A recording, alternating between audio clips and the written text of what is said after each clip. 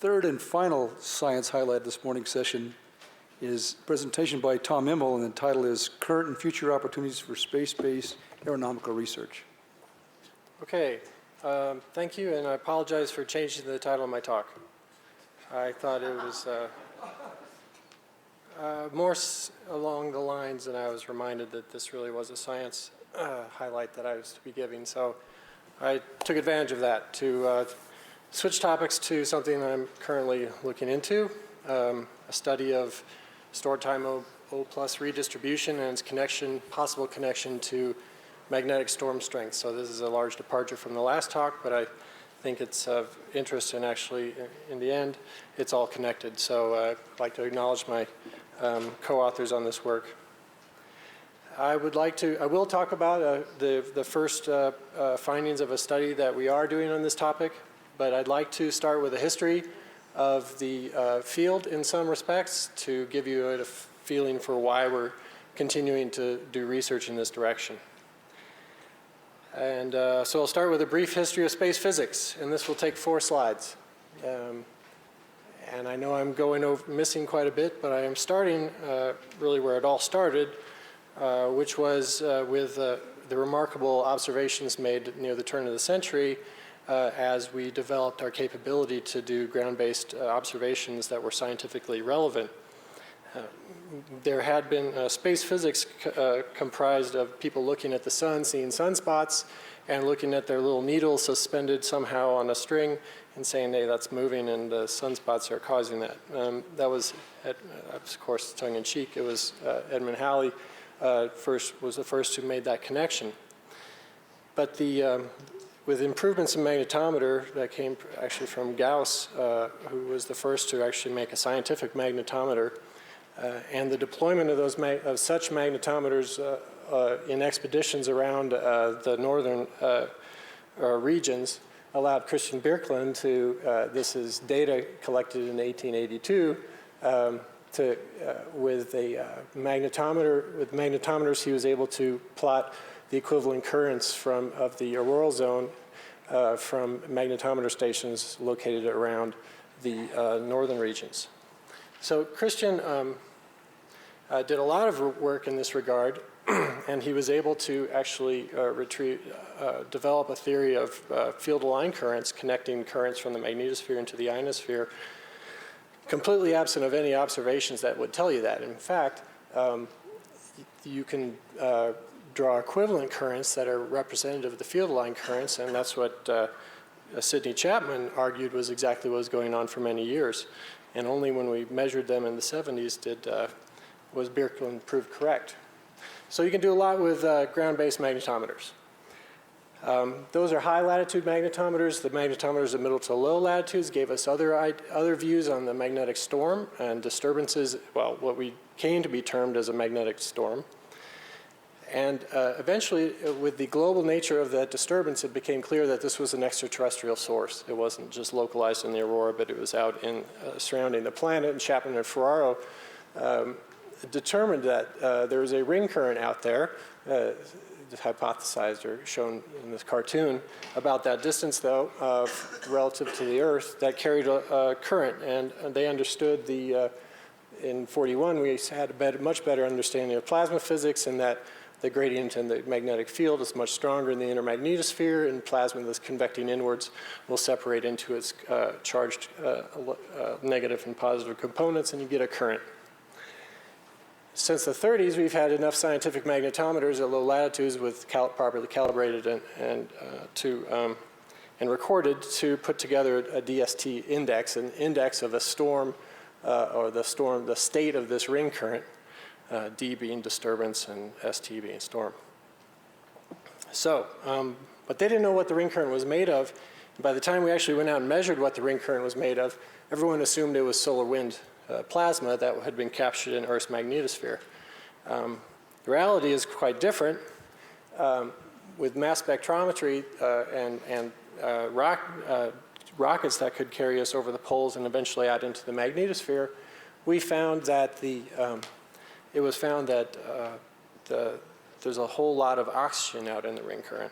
And there was an early argument over whether or not that was out of the solar wind. And then if you fly a mass spec that can do charge states as well, you find that it's just O+, it's not O6+. And so it's clearly coming from the ionosphere. So this was a real change in people's view of the importance of the ionosphere in space physics.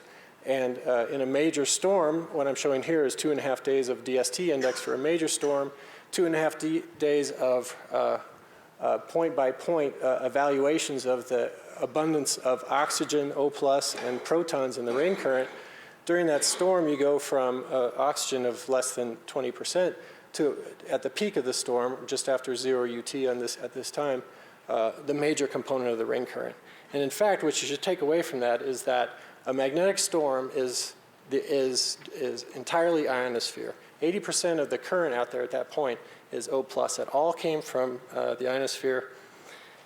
And it was ejected from the high latitude regions in the processes that then went on to be studied by FAST and other missions. And I understand that there's a new mission coming along that's about to attack this problem in a new way. This table from Douglas et al. Just shows the quiet, medium, and intense storm columns show the takeaway is the solar wind proportion. The proportion of ionosphere to solar wind out in the rain current flips from 60-30 to 30-70. So, but the ionosphere is often still just treated as a source of plasma. And we know that we know more now than ever that it's extremely dynamic and and I think has a significant role to play even with our current findings that it's not being truly appreciated. Okay, so that's the brief history of space physics. The brief history of aeronomy is one page, and of course that doesn't do any justice, but the point is that radar measurements and radio measurements are what really gave us a good look at the ionosphere. Prior to that, we used optical instruments and magnetometers to understand what the ionosphere was doing. Radio gave us an indication of the ionospheric densities overhead at any one station. So here are 3 stations. This is in the European sector, Canadian, and this is South America. And then this is the Aurora Electrojet Index, another magnetic index of activity showing when the aurora gets exciting things happen in the auroral zone. We would see changes in if you can see the dashed line here, this is the monthly average of what the ionosphere is supposed to do and then what it actually does. And 2 things to take away from this. In the afternoon sector, you would often see a peak, and that was called the positive storm because it was positive over the average. And then in the next day, you might see a negative storm where the ionosphere did something completely different. But it was not as dense. But depending on your longitude sector, you may see a positive storm effect in the US sector and a negative storm in the European sector. So this was the sort of picture, so you have to draw a picture in your mind a little bit. But what's interesting here is that the same spike that's seen on this day or a few hours earlier in the European sector shows up a few hours later in the American sector. And so this is often attributed to gravity waves or electrodynamics, but what it could probably also be attributed to is SAPS channel, which we saw earlier in Simon's talk. So we have a new way of forming that picture, and this has really been advantageous for us and really sort of revolutionary. The radio occultation measurements that are done with the GPS network gives us a very dense network of views of, this is from a recent paper that modeled this event. These are two successive days of the ionosphere showing how this strong enhancement in density can extend from low latitudes to high latitudes. You'll notice that at high latitudes generally you have a reduction in density down here with the blue colors, but there's this enhancement, a localized enhancement with a TC enhancement coming from the magnetospheric interaction with the ionosphere. And we also have global assimilative models. I'm just showing this because this is the tool I'm about to use to understand how that, to look at this further. The assimilative models capture storm effects as well. If the lights were out, and please just leave them on, you would see this plume going up the west coast of the US and traveling across the polar cap and into the night side. So obvious differences in either case, in either direct TEC measurements or in the modeled assimilative models. So, aeronomy meets space physics. The magnetosphere convection, the magnetosphere affects the ionosphere in a number of ways as it's energized by the solar wind. But one of the main points is, for this research, is that the convection pattern expands and SAPS fields, mid-latitude SAPS are generated and can draw plasma up from the enhancement at low latitudes into the cusp region. And it's almost by definition the cusp, where you're drawing plasma in the convergence of the convection cells in the magnetosphere draw this plasma close to or into the cusp region. And the cusp, like I said, noted before, maybe in passing, is really the hotspot for O+ outflow. 2-to-1 ratio of daytime to nighttime O+ outflow between is the sort of canonical number for outflow. A great deal of the enhancement of O+ densities boosted to high latitudes and temperatures is very likely an important factor in O+ flux and the outbound of the O+ flux. So I really think that the ionosphere cannot be thought of as a simple source for plasma, that this is obviously a very dynamic structure, and it can can put a lot more plasma into the cusp than anyone's thought. If you follow what's been going on recently and in conversations, it's thought that there's a longitudinal dependence on the storm-enhanced density that feeds that plume.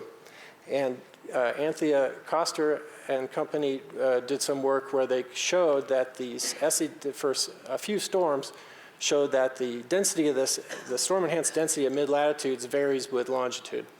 Well, if that's true, and the SAPS is fed by that storm-enhanced density, then you may end up with a longitudinal dependence on outflow, and therefore you might expect to see something in DST and magnetic storm strength.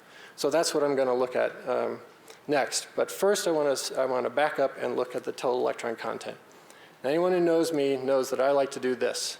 Take quiet data and put them in this box. Take all the active data and put them in this box, and take the ratio. That's a great approach. It can tell you a lot of things in a short amount of time. Now, what we have are the Jpltc maps for the last solar maximum into quiet, and so we separate them into the quiet bins, which is quiet DST closer to 0 than -50, and anything greater than or disturbance with DST less than 100, those are your two bins, and throw out everything in between. And then you take the ratio of those, and this is at 17 UT, and you've got 12 UT bins. 17 is the center of a 16 to 18 UT bin. You see what you might expect is that some enhancements at middle latitudes in the total electron content and a reduction at high latitudes. This is due to basically just to the auroral forcing and Joule heating. But you also see what you might expect is generally, on average, you see a plume extending from mid-latitudes up towards the high latitudes and over the pole and getting wrapped up in the convection. So I want to do this for each of the 12 steps in the TEC database, or sorry, in the TEC database from JPL, and then track this as a function of time in two places, the cusp and at middle latitudes, to see if there's anything there to be seen in a longitudinal dependence. So look, and the northern cusp and the southern cusp, you can't see the southern cusp, but I'm going to turn there in a minute because it's more interesting. The northern cusp, I was surprised to find sort of a null answer, that I don't see a strong enhanced change in the total electron content in the cusp given storm inputs as a function of UT. But I do in the southern cusp, and it's really remarkably large. Now, the southern cusp is less well populated with ground-based receivers, but I know I've got good receivers down here at 18, and I've got good receivers here at 20 UT. So those are data-driven. This is a data-driven difference as far as we know so far from looking at those data. So that's a storm enhancement in the cusp. Let's go back to middle latitudes so we can compare it to Anthea's work. At middle latitudes, now you're starting to see more of a pronounced effect. So this at 16 UT, you're looking at the Europe is in the afternoon sector, sorry, and then at 20 UT, the US is in the afternoon sector. And you see this, there's a delta here of about 30%. But this, again, the southern hemisphere is remarkable with a really large enhancement. So this tells you that the mid-latitudes are much more susceptible to storm forcing enhancement than at this UT than this UT. Okay, well, if that's true, then you should go look at DST and find the same thing. And you go look at DST, you treat it the same way. You just go back to your GPS times, which were selected by DST, and you say, okay, what were all those DSTs, and what's the average as a function of UT, and you plot them, and you see this trend. So there's the strongest DST forcing is right about 0 UT. Now there's a trick to that well, the secret to this is to go use Jeff Love's that USGS new DST index, which accounts for the problems with the old DST index very nicely. And then you can start telling yourself that this isn't really an artifact. So we're seeing a DST effect, and if we look at the comparison, so at this point I'm taking the middle latitude TEC from north and south and adding them together because I think they're both part of the equation. And looking at the ratio of TEC and looking at DST, you see that they're out of phase. They're not quite out of phase, though. The DST peak, if you call this is the peak in DST, this is the peak in TEC, are more or less, and this slightly precedes the peak that I'm showing here.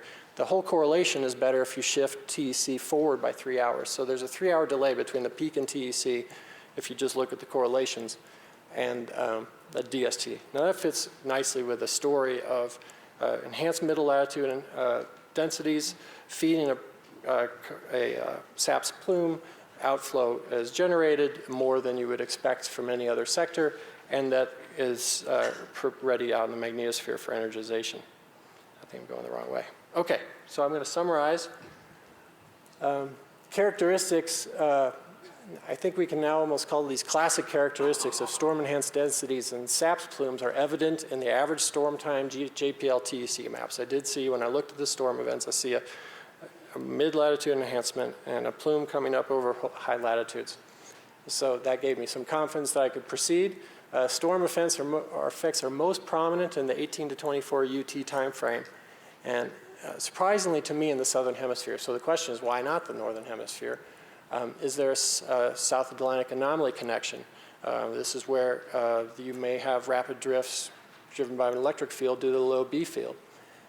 Maybe that's feeding, and I guess I didn't show my plot of showing that is connected to South America.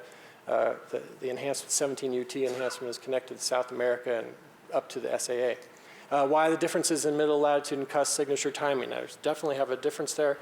I've thrown all my data into big bins and turned the crank, so I think I would like to have some modeling backing and to look more carefully at this. And how about a whole nother solar cycle of TEC data? That would also be helpful. And then so looking back at DST, mean DST during the same period shows 25 nanotesla variation, anti-correlation with TEC variation. So 25 nanoteslas doesn't sound too great, but I have one more plot and I'll show it to tell you why I think it's still very interesting. Still interesting. Delay in DST minimum versus TEC maximum is supportive of causative link. If I saw the storm enhanced density following DST, the peak in DST by an hour or two, I would say, well, it looks like DST is driving the storm enhanced density, but we have the other way around at this point. And then observed longitudinal dependence in storm-enhanced density clearly is a candidate to explain that storm variation. I think oh yeah. So last slide, this gets more interesting. If you throw out all, this is an exercise in throwing out data.